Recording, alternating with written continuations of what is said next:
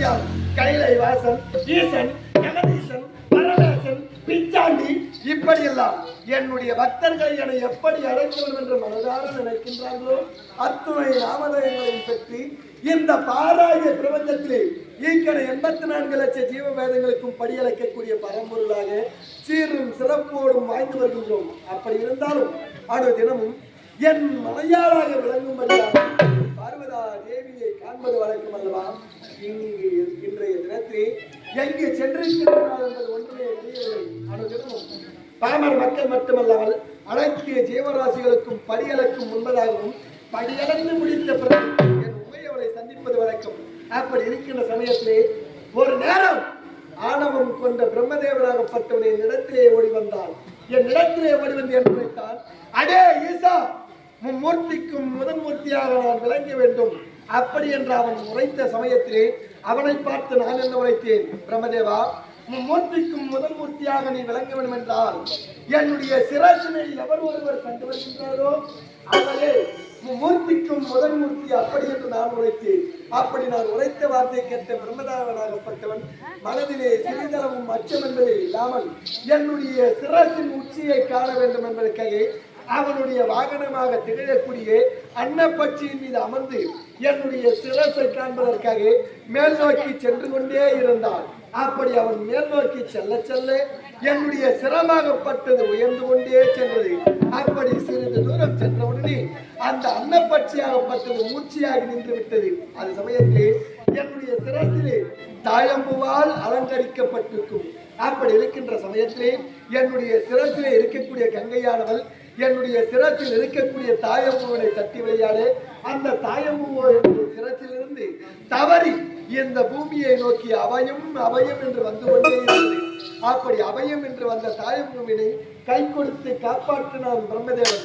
அப்படி காப்பாற்றிய உடனே, ஏ தாயம்பூவே, இப்படி அபயம் அபயம் என்று அபய குரல் கொடுத்து வருகின்றாயே, நீ எங்கிருந்து வருகின்றாய் அப்படி என்று கேட்டவுடனே அதற்கு தாயம்பூ சொன்னது என்னவென்று, நானோ சிவனுடைய சிரசினை அலங்கரிக்கக்கூடியவள் கங்கையானவள் என தட்டி விளையாட சிவனுடைய சிரசிலிருந்து இந்த பூமியை நோக்கி நான் சென்று கொண்டிருக்கின்றேன் அப்படி என்று உரைத்தவுடனே பார்த்தான் பிரம்மதேவன். அப்படி என்றால் தாயம்புவே, இன்னும் சிறிது நேரத்தில் நான் சிவனுடைய சிரசை கண்டுவிட முடியுமா அப்படி என்று கேட்டவுடனே அதற்கு தாயம்பு என்ன உரைத்தது, ஏதேது பிரம்மதேவரே, நான் இத்தனை தூரம் வருவதற்குள்ளதாகவே 4 பிரம்மதேவர்கள் மாறிவிட்டார்கள். தற்போது நீங்கள் 5வது பிரம்மதேவர் அப்படி என்று உரைத்தவுடனே இனிமேல் நம்மால் சிவனுடைய சிரத்தினை காண முடியாது அப்படி என்ற காரணத்திற்காக அந்த தாயம்பு இடத்திலே ஒரு உதவியை கேட்டான் பிரம்மதேவன். என்னவென்று, தாயம்புவை, எமக்காக நீ ஒரு பொய் வார்த்தை உரைக்க வேண்டும் அப்படி என்று உரைத்தவுடனே பார்த்தது தாயம்பு, பிரம்மன் தான் நம்மை படைத்தவர் அல்லவா, படைத்தவர்க்காக பொய் பேசுவதில் தவறில்லை அப்படி என்று பிரம்மனின் வார்த்தை கேட்டு தாயம்பூவாகப்பட்டது ஒப்புக்கொண்டது. அப்படி ஒப்புக்கொண்டவுடனே இருவருமே இனசந்திக்கு ஓடி வந்தார்கள். என்னிடத்தில் ஓடி வந்து ஆணவம் கொண்ட பிரம்மதேவன் உரைத்தான், அடே ஈசா, பார்க்க முடியாது என்று நீ உரைத்தாய் அல்லவா, உன்னுடைய சிரசின் உச்சியை நான் கண்டுவிட்டேன் அப்படி என்று உரைத்தான்.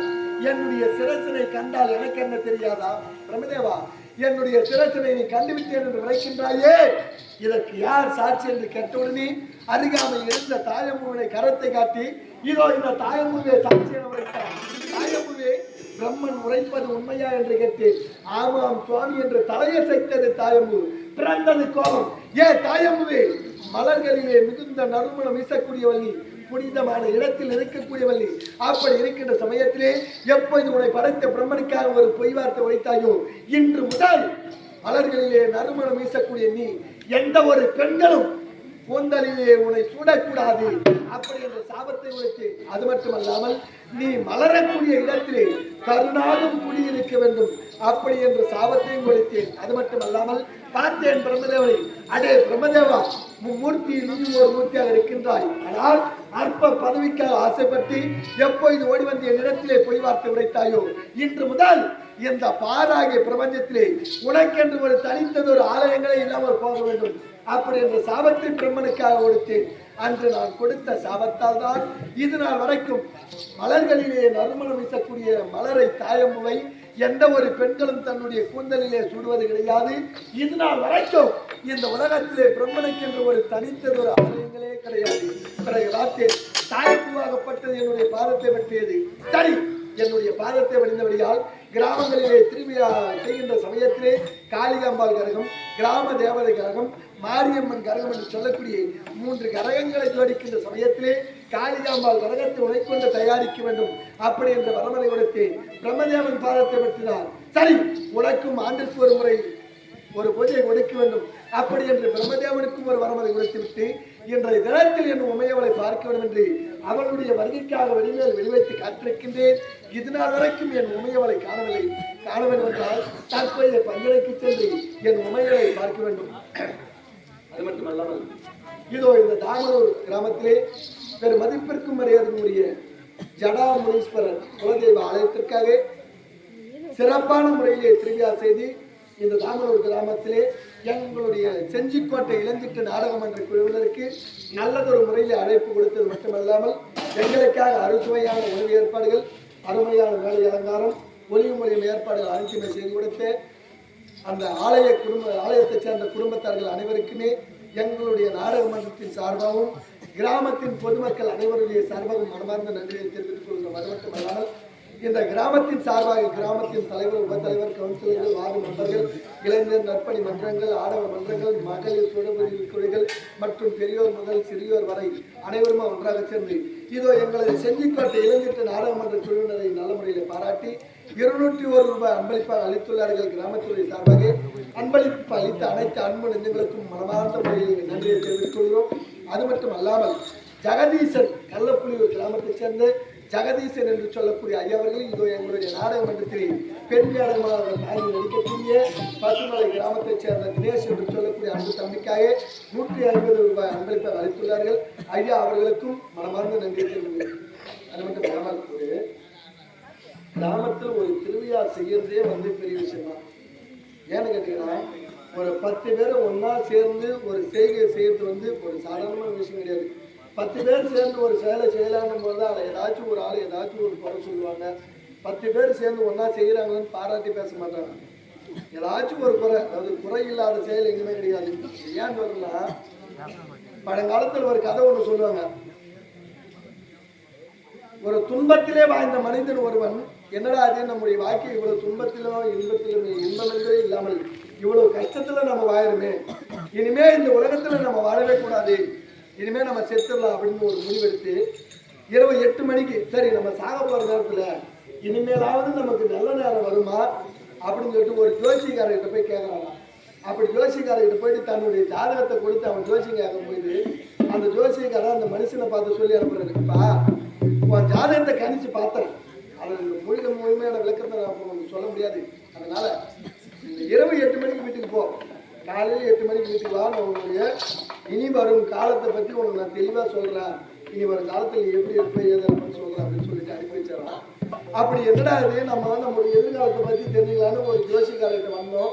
நம்முடைய எதிர்காலத்தை பற்றி தெளிவாக அவர் சொல்லுவார்னு பார்த்தா இப்படி ஒரு மனசோட என்னன்னே தெரியாமல் நம்ம சாவலான்னு நினச்சிட்டு இருக்கப்ப இவரை பார்த்தா முழுமையாக நம்முடைய பிறப்பின் விளக்கம் நம்ம இனிமேலாவது நமக்கு ஒரு எதிர்காலம் இருக்குதா அப்படின்னு சொல்லாமல் நம்ம திருப்பி அனுப்புறாடி அப்படின்னு ஒரு மனக்குறையோட திரும்பி வந்தோம். அப்படி வந்தும்போது மானம் இருந்துச்சு, மழை வர மாதிரி இருந்துச்சு. சரி என்னடா இது போகிற வயலில் மழை இருந்துச்சு, மழை வருது, இனிமேல் நம்ம வீட்டுக்கு போக முடியாதுன்னு சொல்லிட்டு அருகாமையில் பார்க்குறோம் ஒரு மண்டபம், சிவனுடைய ஆலயம் மண்டபம். அந்த மண்டபத்தில் போய் உட்காடுறான். அந்த காற்று ஓட்டத்தில் என்ன செய்யறான்னா அவனே அயற்சியாகி அங்கேயே தூங்கிடுறான். அந்த தூங்கும்போது அவனுக்கு ஒரு கனவு வருது. அந்த கனவுல அந்த பாயடைந்த மண்டபத்தை அவன் சீரமைப்பு செய்து அந்த சிவனுக்காக ஆலயத்தை கட்டி புனரமைத்து அந்த ஆலயத்திற்காக கும்பாபிஷேகம் செய்கிற மாதிரி கனவு கண்டான். அப்படி கனவு கண்டவர் மறுநாள் எழுந்த உடனே சரி மறுநாள் காலையில் 8 மணி ஆயிடுச்சு இல்லையா, 8 மணி ஆகி வச்சு நம்முடைய வாழ்க்கை இனிமேல் எப்படி தான் இருக்கும் அப்படின்னு சொல்லிட்டு 8 மணி காலையில் ஜோசியர் வர சொல்லிட்டாரு. அவரை போய் நம்ம பார்க்கலாம், நம்முடைய எதிர்காலம் எப்படி இருக்குன்னு கேட்கலாம் சொல்லிட்டு காலையில் 8 மணிக்கு ஜோசிக்காரை போய் பார்க்குறாப்புல. பார்த்த உடனே அதிர்ச்சி ஆகிறாரு அந்த ஜாதகர். ஏன்டா பாவி எப்படி நீ வந்த அப்படின்னு கேட்குறாரு. ஏன் நான் உங்ககிட்ட விடைபெற்று போனேன், மழை வர மாதிரி இருந்துச்சு, என் வீட்டுக்கு போக முடியல, வயலில் ஒரு சிவனாலேயே அங்கேயே அமர்ந்து தூங்கிட்டேன், இப்போ காலையில் ஏற்று வந்துட்டேன். ஆமாம் நீ இப்போ உயிரோடு வந்திருக்க முடியாது, ஏன்னு கேட்டால் நேற்று நைட்டு 10 மணியோட உன் ஜாதகனுடைய நேரமே முடிஞ்சு போச்சு, உன் ஆயிலே முடிஞ்சு போச்சு உன் ஜாதகத்தில், நீ இப்போ உயிரோடு இருக்கக்கூடாது, என்னடா நடந்தது அப்படின்னு கேட்டாரா அந்த ஜாதகர்கிட்ட.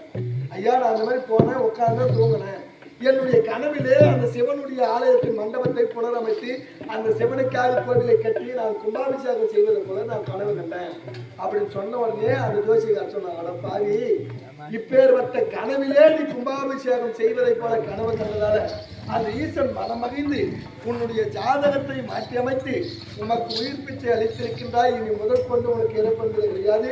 அந்த ஈசனுடைய அருளாகப்பட்டது உனக்கு முழுமையாக கிடைத்திருக்கின்றது அப்படின்னு சொல்லிட்டு அந்த ஜாதகக்காரருடைய மனசை தேர்த்தி வைத்து அனுப்பினார்கள். ஏன் சொல்றேன்னா, கனவிலே ஒரு கும்பாபிஷேகத்தை செய்தவருக்கு இப்பேற்பட்ட புண்ணியம் கிடைத்து மரணத்தையே வென்று அவர் வாழ்நாளில் வாழ்ந்து வருகின்றார் என்றால், இந்த கிராமத்திலே ஒரு ஆலயத்தை உற்பத்தி செய்து அதற்காக அஷ்டபந்தனம் கும்பாபிஷேகத்தை செய்து முடித்து, இது மட்டும் இல்லாமல் 48 நாள் மண்டல பூஜை செய்யணும் இல்லையா, அந்த 48 நாட்கள் மண்டல பூஜை நிவர்த்தி ஆகிய முழுமை அடைந்துவிட்டால் அந்த குடும்பத்திற்கு அந்த ஜடாமுனீஸ்வரன் நல்ல முறையோடு எந்த ஒரு குறைபாடும் இல்லாமல் அருகிலே இருந்து அனைவரும் காத்து ரட்சித்து அனைவரையுமே பார்த்துக் கொள்ள வேண்டும் என்று எல்லாம் வல்ல இறைவனை வேண்டிக் கொண்டு விடைபெறுகின்றோம். நன்றி, வணக்கம். இப்பொழுது சென்று என்னுடைய மனையாளாக விளங்கக்கூடிய உமா பார்வதியை சந்திக்க வேண்டும்.